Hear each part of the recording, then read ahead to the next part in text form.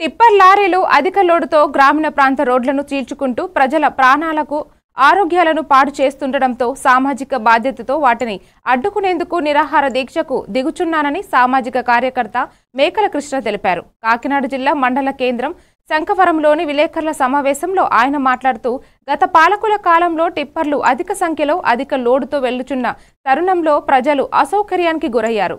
వాటిని అడ్డుకుంటే ప్రజలపై అక్రమ కేసులు బనాయించి భయభ్రాంతులకు గురి చేశారన్నారు. నేడు వాటికంటే అధిక వందలాది టిప్పర్లు నిరంతరాయంగా తిరుగుతూ ప్రజల ప్రాణాలతో చెలగాటం ఆడుతున్నాయని ఆయన ఆవేదన వ్యక్తం చేశారు. తన దీక్షకు ఇప్పటికే ప్రజల నుండి ప్రత్యక్షంగా పరోక్షంగా మద్దతు లభిస్తుందని తెలిపారు. రాజకీయ కార్యకర్తగా ముందుకెళ్తున్న తరుణంలో ఒక సంవత్సర కాలం నుంచి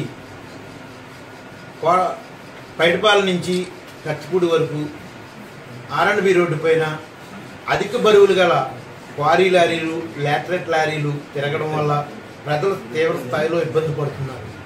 ఈ ఇబ్బందులు అన్నీ కూడా ప్రజలు బయటకు చెప్పుకోలేని సమస్యతో ఉద్యమాలకు రాలేని స్థితిలో ఉన్నారు. కారణం ఏంటంటే గత ప్రభుత్వాలు సుమారు 4-5 కేసులు బనాయించడం వల్ల ప్రజలు అడ్డుపోతూ మానసిక ఆందోళన చెందుతున్నారు.